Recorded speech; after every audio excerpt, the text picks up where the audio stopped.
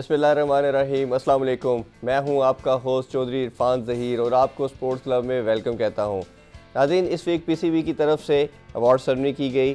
Obviously ये एक बड़ा अच्छा इक़दाम था कि उन्होंने जो प्लेयर्स जिन्होंने प्रोमिनेंट परफॉर्मेंस दी डोमेस्टिक के अंदर, इंटरनेशनल सर्किट के अंदर, उनको अवार्ड्स दिए गए। उसमें नुमाया नाम जो है वो कैप्टन बाबर आजम का है, जिनको वाइट बॉल क्रिकेट के अंदर उन्होंने मोस्ट वैल्यूबल प्लेयर डिक्लेयर किया, और मोहम्मद रिजवान को टेस्ट क्रिकेटर के तौर पे अवार्ड दिया गया। इसके अलावा हम ये ज़रूर कहना चाहेंगे कि ऐसे जो तमाम चीज़ें होती हैं, ऐसे इक़दाम, चाहे वो गवर्नमेंट लेवल पे हों या पीसीबी के लेवल पे हों, तो ये प्लेयर्स की बेटरमेंट के लिए और उनकी एक्नॉलेजमेंट के लिए बहुत नेसेसिटी है। होपफुली कि इन सिलसिलाकार आगे ज़रूर चलता रहेगा और ये इम्प्रूवमेंट भी आती रहेगी। नाज़रीन, शो का बाकायदा आगाज़ करते हैं वीकली स्पोर्ट्स राउंड अप से।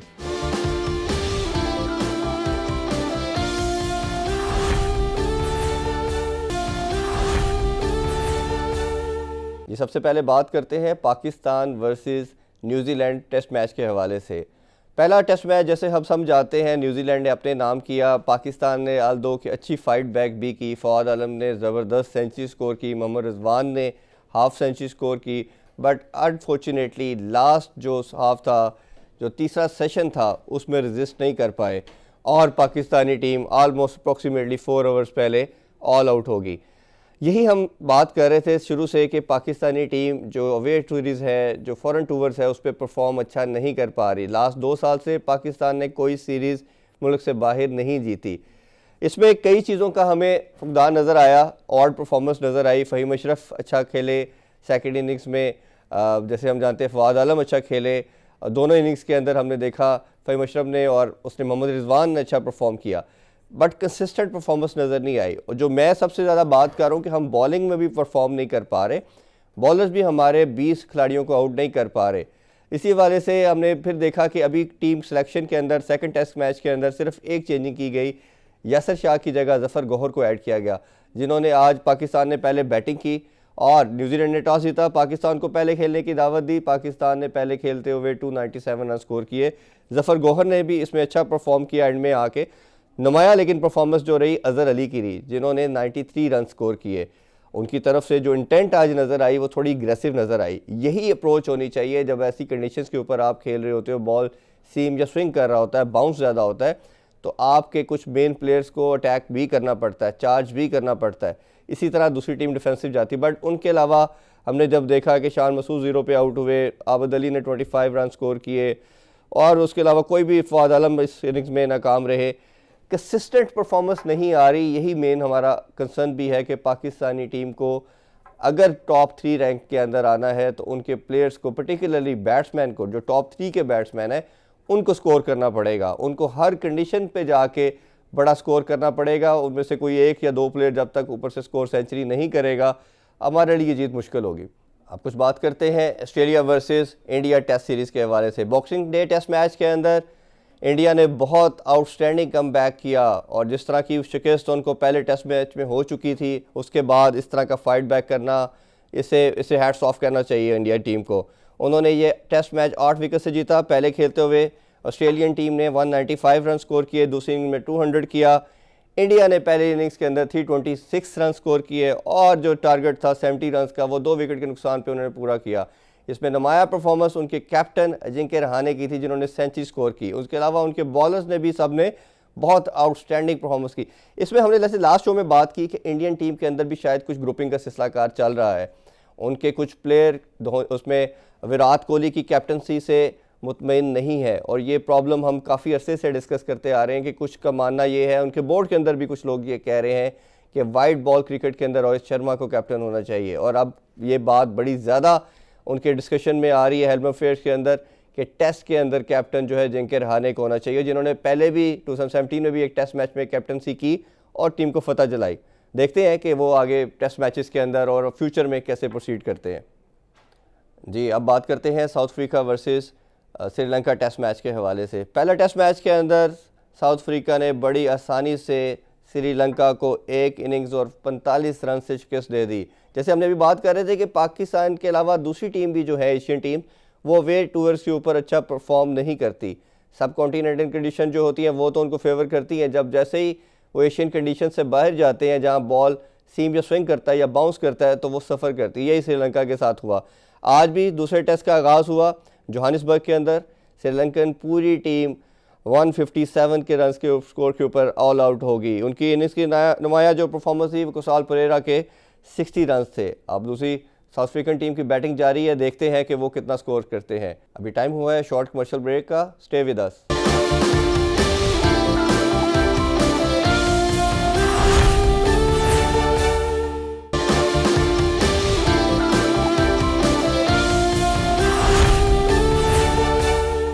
जी, आपने वीकली स्पोर्ट्स राउंडअप देखा। अब बढ़ते हैं अपने नेक्स्ट सेगमेंट गेस्ट कॉर्नर की जानिब।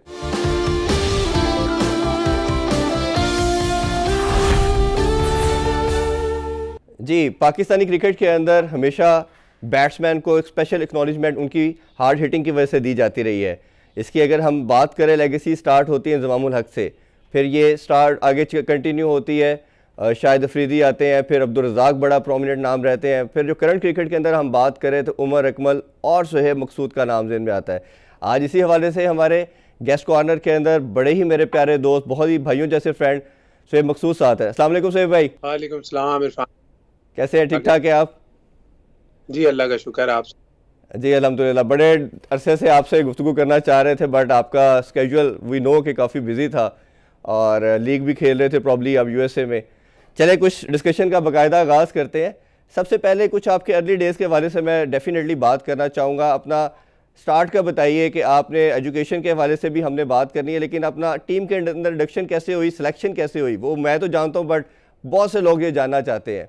इंडक्शन एक प्रोसेस होता है इरफान भाई, ये आपको पता है। इट्स कोई फ्लूक तो होता नहीं है। आप एज क्रिकेट में आते हो, अंडर 15 अंडर 17 खेलते हो, देन आप ऑब्वियसली आपको डोमेस्टिक क्रिकेट में आना होता है। डोमेस्टिक क्रिकेट में मैं भी आया, मैंने 5 साल कंसिस्टेंटली परफॉर्म किया।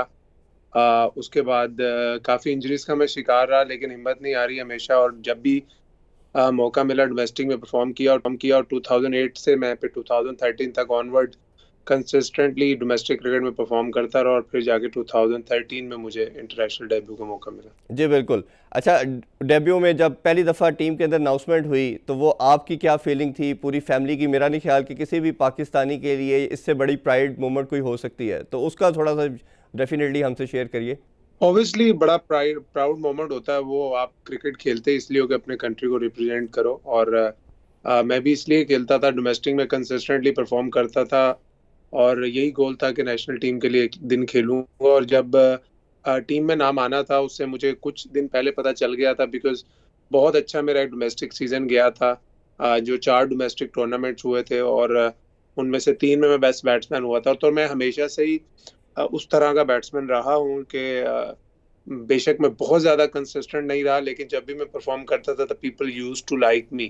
तो फिर मुझे ऐसा टाइम पे लगा कि मेरा फिटनेस के इश्यूज थे, वो मुझे कहा गया पीसीबी की तरफ से, they gave me like couple of months. मैंने फिटनेस पे काम किया अपना काफ़ी, और देन मुझे ऑब्वियसली चांस मिला पाकिस्तान की तरफ से खेलने का। अच्छा, मैं कुछ आपकी एजुकेशन के हवाले से बात करना चाहूँगा क्योंकि ये बड़ी इंपॉर्टेंट फैक्टर है कि हमारे जो स्पोर्ट्समैन पर्टिकुलरली सब कॉन्टिनेंट के कल्चर के अंदर या पाकिस्तान के कल्चर के अंदर जो लड़के टीम के साथ खेलना चाहते हैं वो अपनी एजुकेशन से बहुत दूर चले जाते हैं।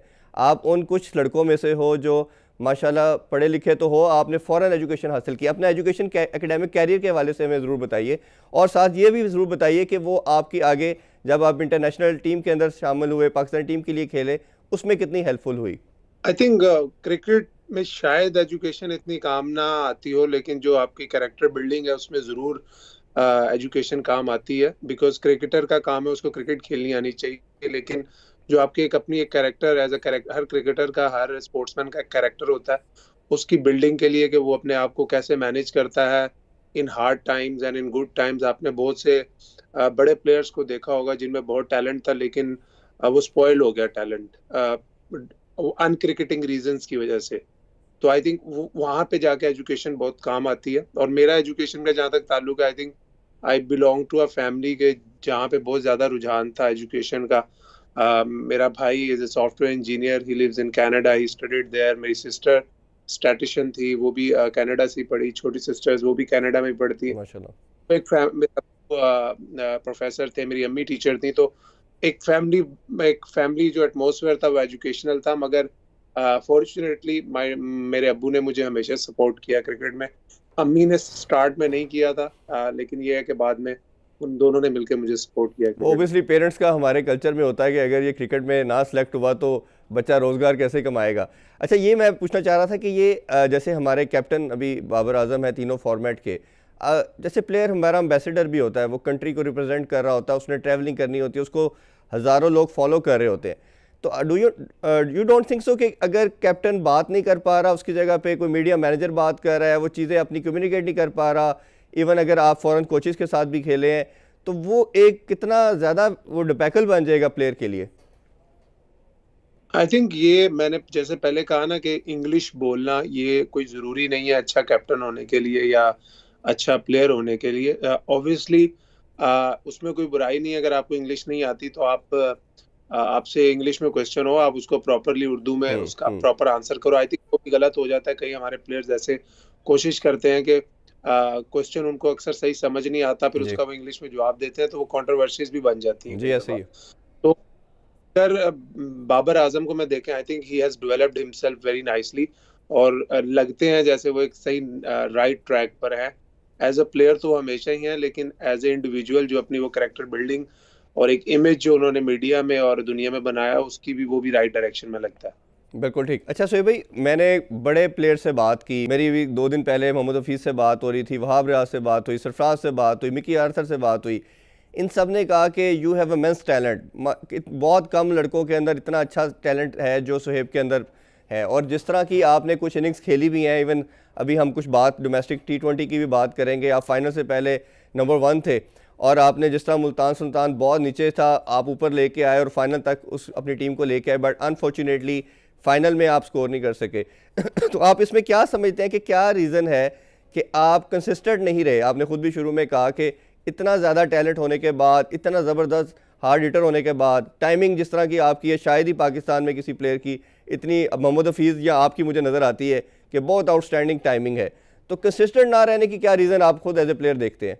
आई थिंक डोमेस्टिक क्रिकेट को लिया जाए तो मुझे लगता है मैं कंसिस्टेंट हूँ हमेशा से, ऑब्वियसली। लेकिन इंटरनेशनल क्रिकेट में इट्स नॉट एन एक्सक्यूज, मगर मैं 26 ओडीआईज खेला हूँ और ओपनर से लेकर नंबर 8 तक हर पोजीशन पे खेला हूँ, तो I think it's very difficult for a player to prove himself in only 26 games, जहाँ पे मेरी बैटिंग एवरेज 32 की है शायद, which is not that bad considering कि मैं इतने डिफरेंट नंबर्स पे खेलता रहा हूँ। मुझे ऐसा लगता है सर कि अगर मैं जिस स्पेस ऑफ टाइम में मैं टीम में आया था, अगर उस वक्त मुझे कंसिस्टेंटली एक ही बैटिंग नंबर पे 3 से 4 सीरीज मिलती तो मैं एक डिफरेंट प्लेयर बन जाता। उसके बाद obviously shot selection was a big issue with me from the start. अभी भी मुझे लगता है मैंने बेहतर किया, लेकिन अभी भी बहुत है, रश ऑफ ब्लड वाली शॉट्स अक्सर खेल जाता हूँ। लेकिन हमेशा कोशिश करता हूँ कि जिस तरह की क्रिकेट खेलनी आती है उस तरह की खेलूँ, चाहे फेलियर्स भी आ रहे हैं तो कोशिश ये करता हूँ कि अपना जो स्टाइल ऑफ प्ले है उसको चेंज ना करूँ, बल्कि दिन ब दिन उसी में बेहतरी लेकर आऊँ। तो उसका, जैसे आपने नेशनल T20 का जिक्र किया, I think that was a very good tournament for hmm. Our whole team. हमने जिस तरह का कैरेक्टर शो किया, we were down and out, और फिर फाइनल तक आना ऑब्वियसली बड़ा डिसअपॉइंटिंग था, फाइनल हारना। लेकिन ये है कि हर दिन इम्प्रूव बंदा करता रहता है। अभी कोशिश है, जैसे अभी 4 डे क्रिकेट मैं नहीं खेला इस दफ़ा ड्यू टू फैमिली रीजंस, लेकिन अभी मैं 1 डे टूर्नामेंट में आया हूँ, तो it's a great opportunity for me to perform. अच्छा, मैं इसी हवाले से करना चाह रहा था कि आप माशाल्लाह T20 भी 20 खेल चुके हैं, 26 आपने ODI भी खेले, बट एक चीज़ आप शायद, मेरा ख्याल है कि सारे आप क्रिकेटर्स कहते हैं कि test cricket is the real cricket, और अनफॉर्चुनेटली आपको टेस्ट कैप नहीं मिली। तो अभी हमने देखा कि आपने कैजन ट्रॉफी से भी अपने आप को आपने बताया कि फैमिली रीज़न से विड्रॉ कर दिया। तो क्या आपका आगे, क्या वाइट बॉल क्रिकेट को ही आप परसू करना चाह रहे हैं? इसकी तरफ आपकी टेंडेंसी है कि अभी भी आप समझते हैं कि आप कैजन ट्रॉफी या डोमेस्टिक में परफॉर्म करके टेस्ट क्रिकेट की तरफ आना चाहेंगे? नहीं, बिल्कुल ऐसा नहीं है कि मैंने 4 डे क्रिकेट छोड़ दी है, लेकिन मेरी फैमिली रीजन थी, बिकॉज मैंने आपको, आप तो जानते हैं कि मेरे ओल्ड पेरेंट्स हैं, वो अकेले रहते हैं। मेरे सारे सिबलिंग्स जो हैं कनाडा में रहते हैं, तो माँ बाप मेरे अकेले रहते हैं। तो मेरे लिए मुश्किल था कोविड के टाइम पे कि 3 to 4 months इन अ रो, मैं, आपको पता है जैसी कोविड सिचुएशन में जी लड़के एक बबल में है 4 महीने से। तो जब आपके ओल्ड पेरेंट्स हो, आई थिंक यू हैव ऐसी आपके पास चीज़ें होती हैं जो थोड़ी क्रिकेट से बढ़ के हैं, उनकी लुक आफ्टर करना। तो मेरे लिए, मुझे मुश्किल लग रहा था कि मैं ऐसे नहीं खेल सकूंगा, तो मैंने इसलिए वो डिसीजन लिया, और कोचेज़ ने मैनेजमेंट ने उसकी रिस्पेक्ट की। I am really thankful to them. तो कोई रिग्रेट है शोएब भाई कि आप टेस्ट क्रिकेट नहीं खेल सके अभी तक, या भी उसकी कोई आस उम्मीद? वही इरफान भाई, आपको मुझे ऐसा लगता है जब जब मैं नेशनल टीम में, ऑब्वियसली जब मैं आया था तो मैं 4 डे की वनडे में तो मैंने परफॉर्म किया ही था। मैं जी 4 डे में अभी भी अगर मेरी तीनों फॉर्मेट में आप निकाल लें डोमेस्टिक की परफॉर्मेंसेस, तो सबसे अच्छी एवरेज मेरी 4 डे ऐसे ही है, क्रिकेट में है। बिल्कुल ऐसे ही। अभी टाइम हुआ है शॉर्ट कमर्शियल ब्रेक का, stay with us.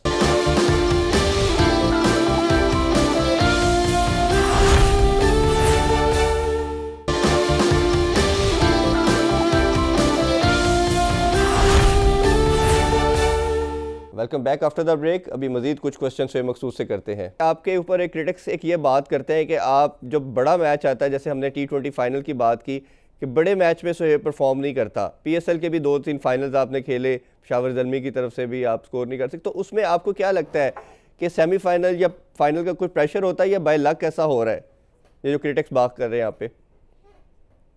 Well I think कभी सोचा तो नहीं है फाइनल का, बाय चांस ही नहीं हुआ होगा। वैसे काफी ऐसा हुआ है कि मेरे से फाइनल में परफॉर्म नहीं हुआ। आई थिंक फाइनल तक टीम को लेके आना भी एक बड़ी वो होती है।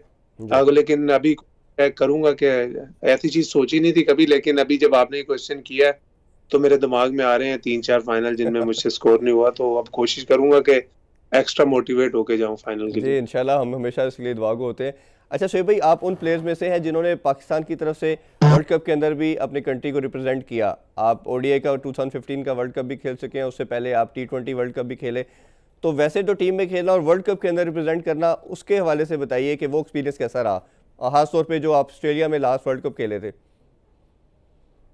वो एक्सपीरियंस ऑब्वियसली अच्छा होता है। वर्ल्ड कप एक बड़ा टूर्नामेंट होता है, उससे बहुत ज्यादा प्रेशर गेम्स होती हैं। आप बहुत कुछ सीखते हो। अगर आप अच्छा परफॉर्म करते हो तो आप एक डिफरेंट बैट्समैन बन जाते हो। जो मेरा हमेशा ही मानना है कि अगर आप बाबर आजम की वो इनिंग्स देखें 2019 वर्ल्ड कप में जो उन्होंने न्यूजीलैंड के खिलाफ खेली थी, उस वो एक टोटली बाबर आजम उस इनिंग्स के बाद जो न्यूजीलैंड के खिलाफ उन्होंने खेली, उसके बाद वो टोटली डिफरेंट प्लेयर बना। अच्छा शोएब भाई, कुछ मैं बात करना चाहूँगा डोमेस्टिक क्रिकेट के हवाले से। जैसे 2 साल से अब स्ट्रक्चर चेंज हो गया है और डिपार्टमेंटल क्रिकेट बंद हो गई है, और everybody is talking about it. Particularly लड़कों के हवाले से 500-600 लड़का जॉबलेस हो गया है। अब सारों को कर्टेल करके 192 लड़कों को PCB के एम्बट के अंदर डाल दिया है। तो अब आप इसको कैसे देखते हैं? ऑब्वियसली आप you are playing with the guys, तो आपको वो क्या एक उन लड़के जो अभी इस कॉन्ट्रैक्ट के अंदर नहीं आए, वो बेचारे किस तरह इसको ले रहे हैं और उनके लिए क्या प्रॉब्लम्स आ रही है, और आपका पर्सनल ओपिनियन इस हवाले से क्या है कि क्या वो स्ट्रक्चर ठीक था, या जो अभी PM साहब का न्यू विजन है रीजनल क्रिकेट के हवाले से, ये बेहतर है?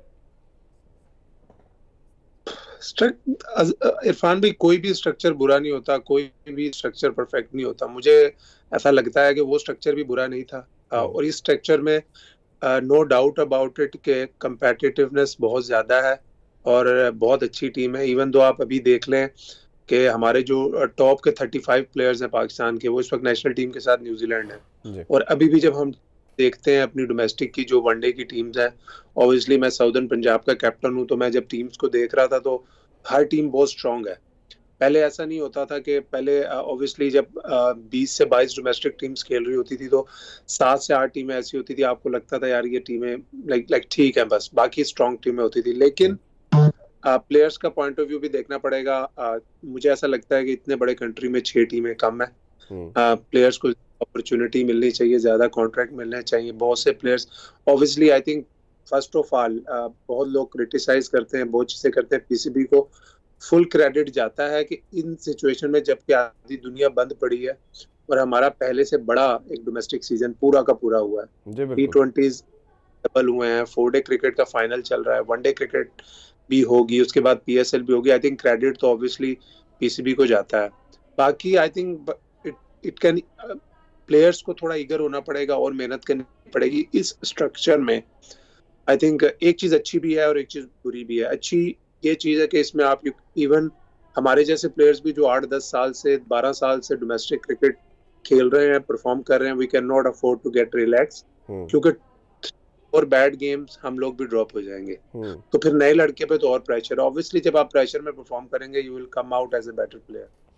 जी, उसमें क्या मेरा लास्ट इसमें ये पूछना था कि क्या दोनों को पैरेलल अगर चलाया जाता जब तक ये एस्टेब्लिश ना होता, because we all know we are not welfare state, तो इसी तरह पैरेलल हम पहले इसको प्रिपेयर कर लेते इस सिस्टम को, और साथ ये भी जैसे कायम ट्रॉफ़ी है या इवन ODI कप होता है हमारा, वो हम इसी तरह डिपार्टमेंट के साथ एसोसिएट करके चलाते रहते। PSL वगैरह और दूसरी चीज़ों को हम रीजनल के अंदर कन्वर्ट करके पैरेलल लेके जा सकते थे। तो आपके ख्याल नहीं है कि दोनों भी चल सकते थे जिस तरह पहले हुआ भी? ऑब्वियसली आई थिंक अगर डिपार्टमेंट किसी ना किसी तरह किसी भी तरीके से इन्वॉल्व रहते तो उससे प्लेयर्स को फायदा ही होना था, मगर PCB की ऑब्वियसली एक अपना थिंकिंग है पीछे, जो मुझे स्ट्रक्चर के पीछे एक चीज लगती है, वो ये लगती है कि they don't want players to relax.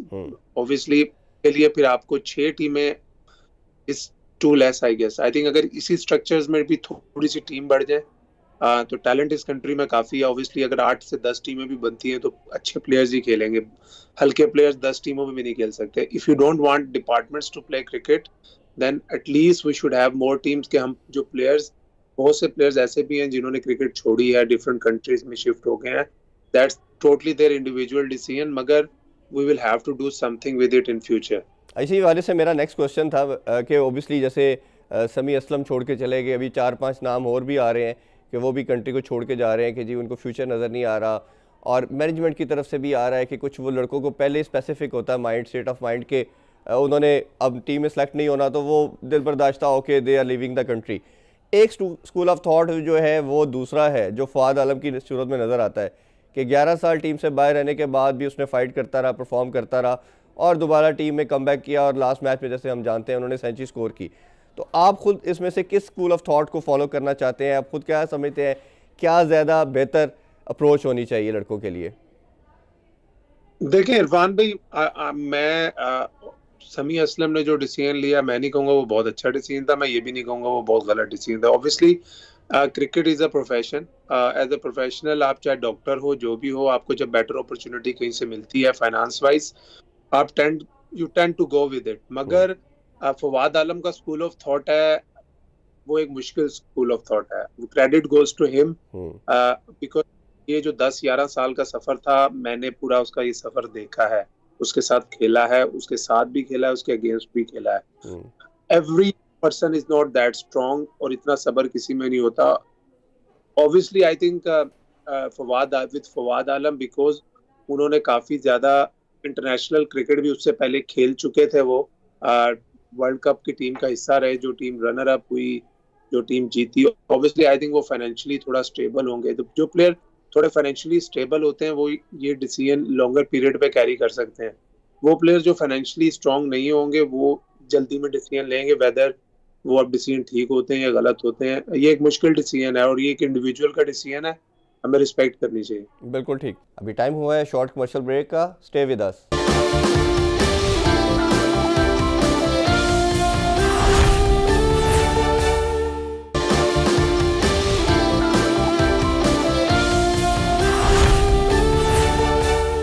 बात मैं कैप्टनसी के हवाले से करना चाहूँगा। 2015 के वर्ल्ड कप के बाद आपको भी हमने काफ़ी न्यूज़ ये चल रही थी कि मिसबा के बाद जिस तरह की माशाल्लाह उस टाइम की आपकी परफॉर्मेंस थी और आपकी एजुकेशन का भी बड़ी सपोर्ट थी कि आपको एज ए कैप्टन भी रखा जाए, बट अनफॉर्चुनेटली फिर आपकी इंजरी थोड़ा लंबा लास्ट कर गई और फिर आप टीम से बाहर हो गए।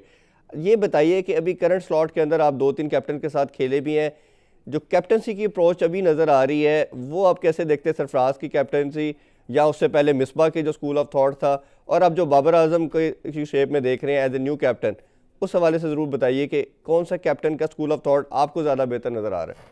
वेल आई थिंक मैं तो मिसबा भाई की कैप्टनसी में ही खेला हूँ ज़्यादा क्रिकेट, तो मुझे तो बहुत अच्छे कैप्टन लगते थे वो हमेशा से। लाइक वो मेरी लाइफ में, इवन मैं इंटरनेशनल क्रिकेट खेला हूँ, मेरी लाइफ में वो शायद वो ऐसे कैप्टन थे कि जिनके अंदर कभी मुझे प्रेशर फील नहीं हुआ। और आई थिंक मौजूदा जो लॉट है उसमें ऑब्वियसली बाबर आजम के साथ मैं नहीं खेला हूँ, सरफराज के साथ मैं कुछ खेला हूँ। Is a good captain but is a different captain to what Misbah भाई वाज। मुझे इमाद वसीम बहुत अच्छे कैप्टन लगते हैं, मुझे लगता है कि उनमें भी कैप्टनसी की बहुत सलाहियत मौजूद है। अच्छा, तो उसमें कुछ हम डोमेस्टिक के हवाले से बात कर रहे थे। आप ये जैसे नेशनल T20 का जो स्टैंडर्ड नज़र आया वो बहुत आउटस्टैंडिंग नज़र आया। इवन कुछ लोगों का तो ये भी मानना था कि PSL और उसका जो डिफरेंशिएट किया जाए तो है नहीं था as such. The only difference was that के उधर फॉरेन प्लेयर थे और इस डोमेस्टिक T20 कप के अंदर नहीं थे। इन दोनों को कैसे देखते हैं? ये प्लेयर ग्रूमिंग के लिए कितने ज़बरदस्त टूर्नामेंट है और अभी ODI कप भी होने जा रहा है, तो उस हवाले से भी बताइए कि वो कितनी कम्पिटिटिव हो रही क्रिकेट।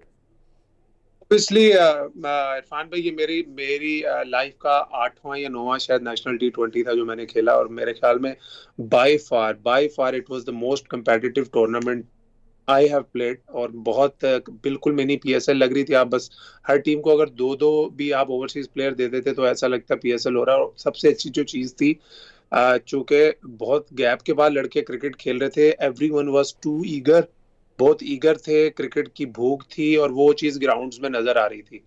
और हमें स्पेशली फॉर अस, जिस तरह से हम लोग बॉटम से उठ के एकदम टॉप पे आए थे और हमारे लिए टूर्नामेंट गया, it would have been ideal for us to win the tournament. अब वो सारी टीमों में वो भूख नजर आ रही थी, बिकॉज 3-4 महीने की ब्रेक के बाद सारे क्रिकेट खेलने आए थे और सारे बड़े एक्साइटेड थे। When you are excited, you are willing to play, तो फिर वो बेस्ट आप में से निकलता है। बिल्कुल। अच्छा ये बताइए, आपने बड़े बॉलर्स को हिटिंग की, कौन सा ऐसा बॉलर आपको लगा कि यार इसको हिटिंग करना बड़ा मुश्किल है, इंटरनेशनल स्टैंडर्ड के हवाले से मैं बात करना चाहूँगा, और आपको लगा कि यार इसके खिलाफ हिटिंग करना तो इम्पॉसिबल ही रादर बन जाता है, तो कैसा है नाम, ऐसा माइंड में आता हो आपके? बिल्कुल, ये क्वेश्चन मेरे से काफी जगहों पे हो चुका है और मैं हमेशा एक ही आंसर देता हूँ। जितने बॉलर्स मैंने आज तक लाइफ में खेले हैं, उनमें मुझे एक ही बॉलर ऐसा लगा कि जिसको मुझे लगा कि नहीं भैया, मेरे बस की बात नहीं है इसको मारना, वो सुनील नारायण। अच्छा, उसको हिटिंग करना सबसे जी, मुश्किल था। नॉर्मली तो फास्ट बॉलर को एसोसिएट किया जाता है कि जी उसको हिटिंग करना मुश्किल होता है। फास्ट बॉलर मैं ऑब्वियसली सारे दुनिया के तेज तरीन थे, मैं खेला हूँ, लेकिन आई कैन नॉट से कि मुझे ऐसा लग रहा था कि यार ये मुझे आउट कर देगा, ये मुझे ये हो जाएगा। नारायण को मैं जितनी दफा भी खेला हूँ तो वो थ्रेट, चाहे PSL में भी खेलता था, चाहे वर्ल्ड कप में भी खेला हूँ, T20 में भी खेला हूँ, तो वो थ्रेट मेरे दिमाग में रहता था और वो मुझे मुश्किल बॉलर लगते थे। अच्छा, थोड़ा सा हम लास्टली बात करना चाहेंगे कोचिंग के हवाले से। आपने 2-3 कोचेस के अंडर भी खेला, वकार यूनुस पहले कोच थे, फिर अभी बाद में मिकी आर्थर आ गए, अब दोबारा मिसबाउल आ गए, तो आप ये कोचिंग को कैसे देखते हैं? क्योंकि मैं एज ए एनालिस्ट जैन कर देखता हूँ तो एक स्कूल ऑफ थॉट जो बड़ी इनकी डिफरेंट नज़र आती है, अप्रोच पर्टिकुलरली कहना चाहिए, कि वो एक स्पेसिफिक स्टेट ऑफ माइंड के साथ खेलते हैं, पहले ही चीज़ें सेलेक्ट की होती है माइंड में और उसी ट्रैक पे चलते हैं। आप एज ए प्लेयर इसको कैसे देखते हैं कि क्या चीज़ें आपको बेटरमेंट की तरफ इनकी अप्रोच नज़र आ रही हैं, या उसी तरह वो प्रीवियस जो यूए कंडीशन वाला स्टेट ऑफ माइंड था वही नज़र आ रहा है?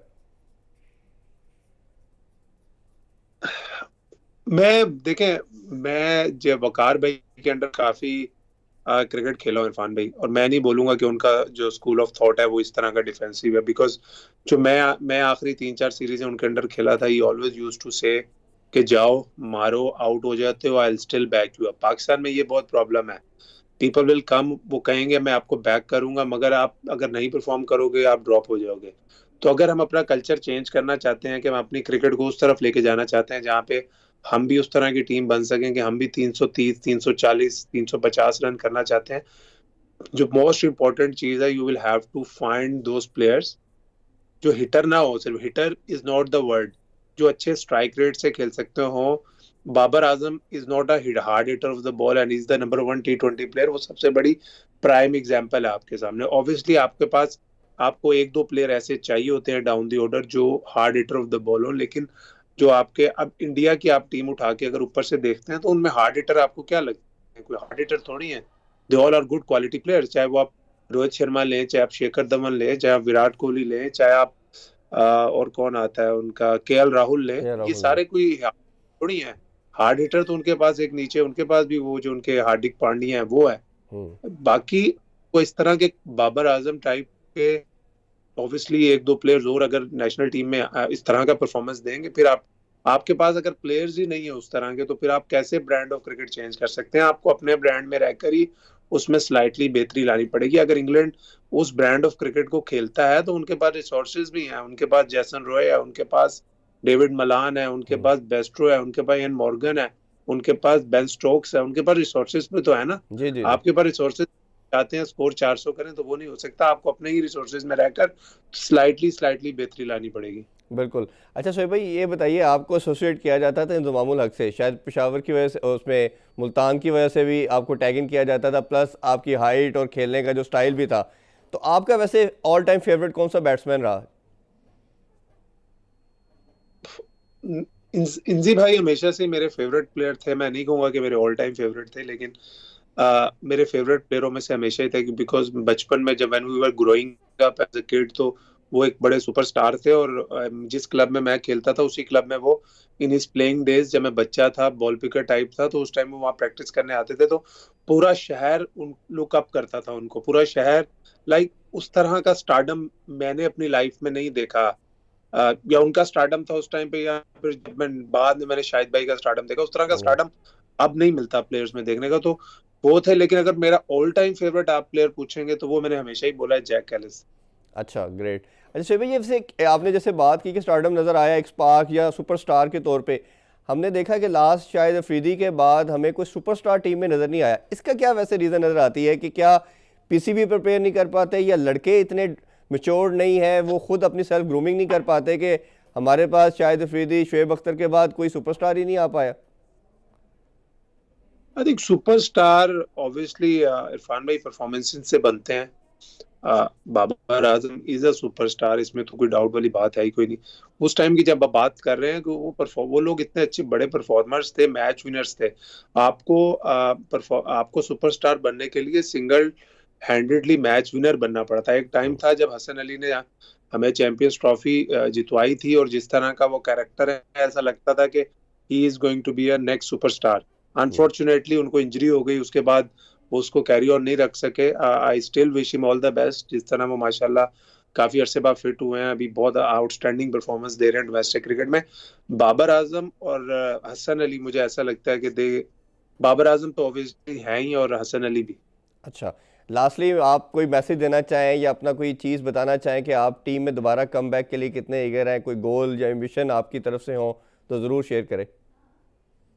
बस इरफान भाई, गोल मेरा ऑब्वियसली यही है, उसके लिए खेल रहा हूँ कि नेशनल टीम में कम बैक करना है, स्पेशली T20 वर्ल्ड कप जो आगे आ रहा है, उसमें I really want to play. और उसके लिए अपॉर्चुनिटी थी मेरे पास नेशनल T20 कप, उसमें मैंने अच्छा परफॉर्म किया। अभी ये वनडे कप में कोशिश करूंगा कि टॉप बैट्समैनों में रहूं, और सबसे बाद सबसे बड़ी अपॉर्चुनिटी, अगर मुझे अपॉर्चुनिटी मिलती है, कोई टीम मुझे पीएसएल में पिक करती है, तो मेरी कोशिश होगी कि पीएसएल का इस दफा बेस्ट बैट्समैन बनूं, जो हमेशा से मेरी ख्वाहिश है, और तब नेशनल टीम के लिए खेलने का मौका मिले मुझे।